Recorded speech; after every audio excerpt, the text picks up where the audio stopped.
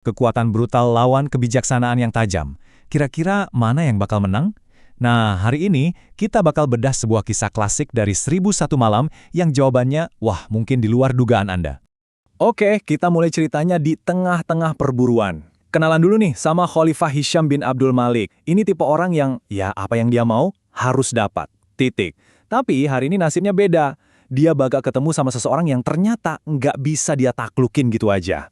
Nah, coba kita lihat perbandingannya. Di satu sisi, ada Khalifah Hisham, penguasa absolut, dikelilingin pasukan, punya segalanya. Di sisi lain, seorang anak gembala, sendirian.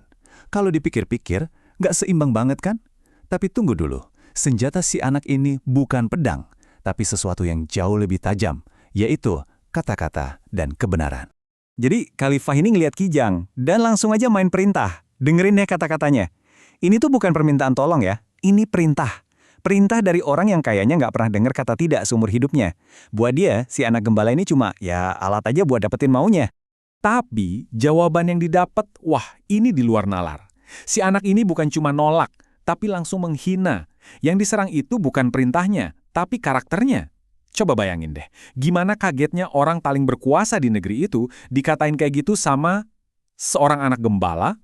Jelas, egonya Khalifah langsung terluka parah. Dia keluarin kartu asnya nih.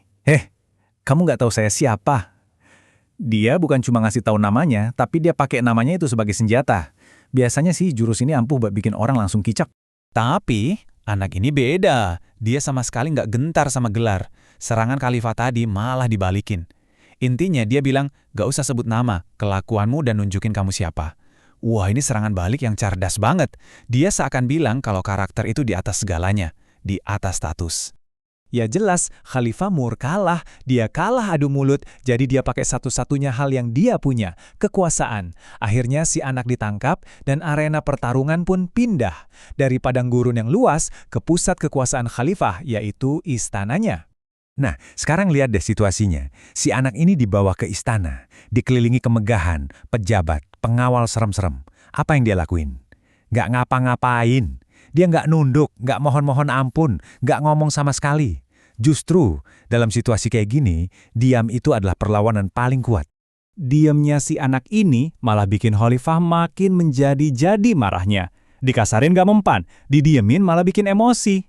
Akhirnya, Khalifah cuma punya satu cara terakhir buat nunjukin siapa bosnya di sini. Taruhannya sekarang, nyawa. Nah, ini dia, pernyataan kekuasaan absolut. Khalifah udah nggak mau debat lagi. Dia langsung vonis aja. Nyawa anak ini ada di tangannya. Dan dia bakal ambil nyawa itu. Titik.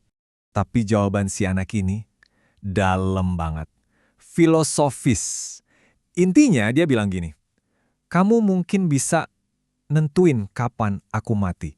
Tapi ajal itu sendiri bukan di tanganmu. Wah, dia seakan bilang ada kekuatan yang lebih tinggi dari seorang khalifah, yaitu takdir. Kalah debat lagi kan? Kesabaran khalifah benar-benar habis. Dia nggak bisa ngalahin logika si anak, jadi ya udah, hancurin aja orangnya. Dia panggil Algojo. Inilah puncak dari arogansi kekuasaan. Oke, bayangin suasananya. Pedang Algojo udah terhunus, pasti hening banget tegang. Tapi tepat di detik-detik itu, terjadi sesuatu yang sama sekali nggak ada yang nyangka. Sesuatu yang bakal membalikkan seluruh cerita ini. Anak itu, di depan kematian, bukannya nangis atau mohon ampun.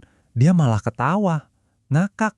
Ini tindakan yang benar-benar di luar logika kan. Bikin semua orang di ruangan itu bingung. Reaksi ini benar-benar bikin Khalifah kehilangan kendali. Gini loh, kekuasaan itu kan bergantung sama rasa takut. Terus gimana caranya ngendalin orang yang malah ngetawain kematiannya sendiri?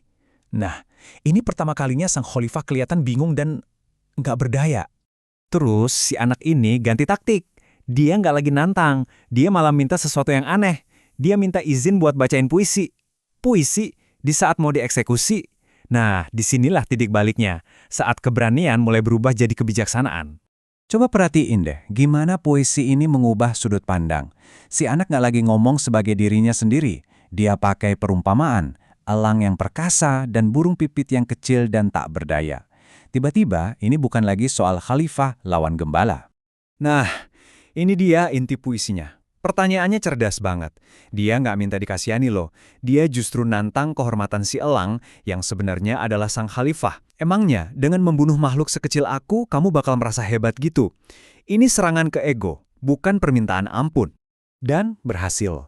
Sang elang, alias sang khalifah, akhirnya tersenyum. Puisi itu seakan menyadarkan dia bahwa kekuatan sejati itu bukan soal menghancurkan yang lemah, tapi justru punya kebijaksanaan untuk nggak melakukannya. Seketika, suasana di istana langsung berubah total. Puisi itu berhasil melakukan sesuatu yang nggak bisa dicapai oleh perlawanan langsung tadi. Kekuatan kata-kata terbukti bisa mengalahkan kekuatan pedang. Jadi, poin kuncinya di sini adalah gimana kebijaksanaan yang dibungkus dalam sebuah cerita ternyata bisa mencapai sesuatu yang nggak bisa dilakukan oleh perlawanan frontal. Hati Khalifah benar-benar berubah total.